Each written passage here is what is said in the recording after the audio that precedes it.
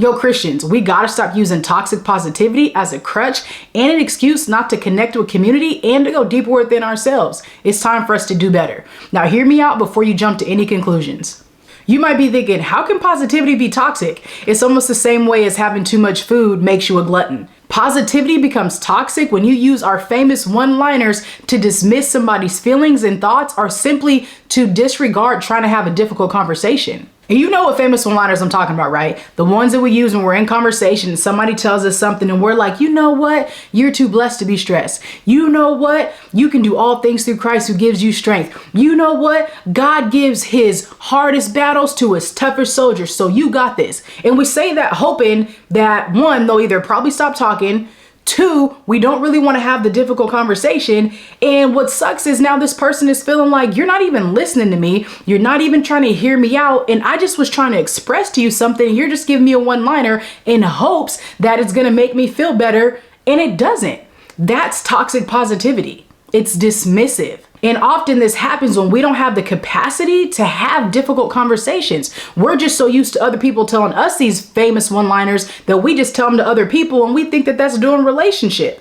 But that's not what Jesus called us to do. Jesus called us to be able to bear our sins to one another, to be able to be in relationship and grow in community with other people. These one-liners do not allow us to grow in relationship, because if you tell me that after I'm bearing my soul to you, I'm not going to feel like I can come and talk to you about anything anymore. It's not that these sayings are bad. That's not what I'm saying. What I'm saying is they're not meant to be left in silos. They were made to be sources of encouragement, not necessarily tools for a conversation, especially not dismissive conversation. If you're going to say something like this, then it needs to be packaged alongside with the listening ear. It needs to be packaged with actually being there with the person who brought you their burden. And when you reply with these type of statements, it becomes dismissive because it dismisses the current state and reality of that person's feelings. Again, not saying that the statement you're saying is wrong or false.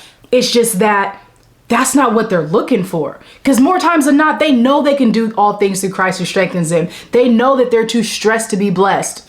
They know that they're too blessed to be stressed, right? But in that moment, they need something more than that. They need a friend to really do life with them. The other thing about this is there's bravery in somebody bringing you their heart. There's bravery in somebody being able to be transparent and willing to divulge information that is on their mind.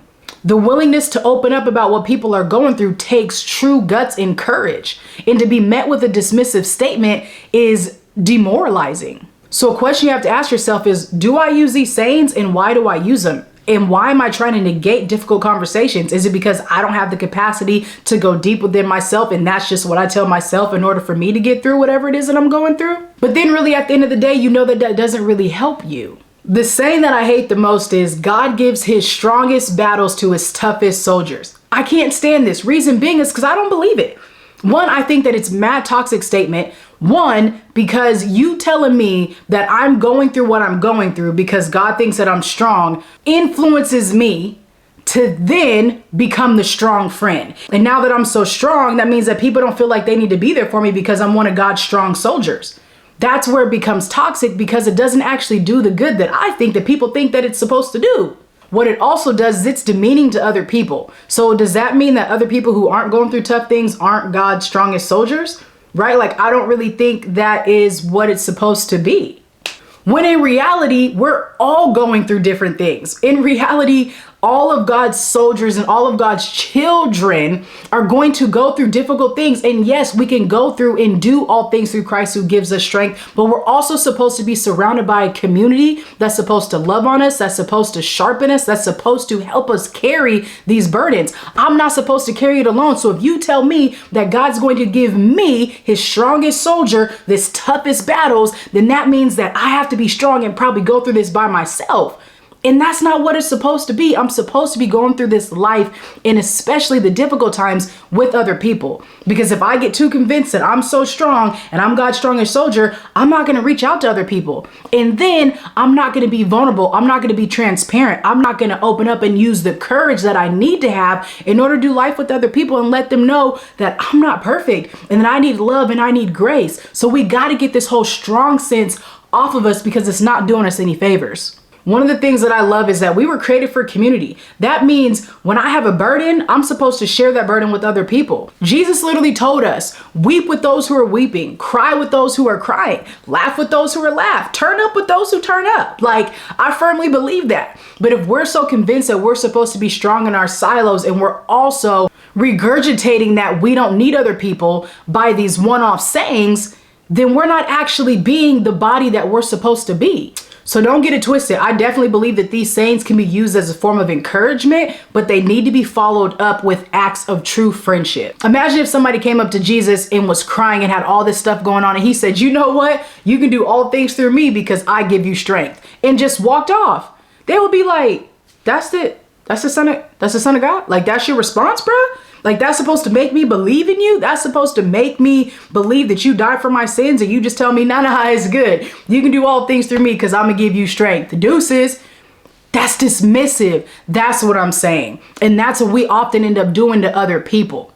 But no, what Jesus would do is he would sit there and do life with them. He would break bread with them. He would sit on the floor with them. He would get invited into their house and really do life in community and show them what love is. So here's what I'm proposing. Let's trade toxic positivity for true, authentic relationship and community. I believe we're able to do this when we grow in self-awareness with ourselves first. When I'm able to be honest and open about the things that I struggle with, when I'm able to be vulnerable with myself, this allows me to then create the capacity to have others do the same with me, and then we can grow together in realness and not fakeness. So I'm encouraging you, take the time to grow in self-awareness so that way you can be a better friend to yourself and others. One of my favorite fruits of the spirit that I definitely think we need more of nowadays is kindness. Trade out the toxic positivity for more kindness. Trade out the toxic positivity for patience. When you have more patience, you're able to create the space to dive into these conversations with the people who need it. And at the end of the day, we're all just trying to do the best that we can. So I appreciate y'all for tuning in. Remember to like and share and comment and all that other fun stuff. And remember, you're worthy.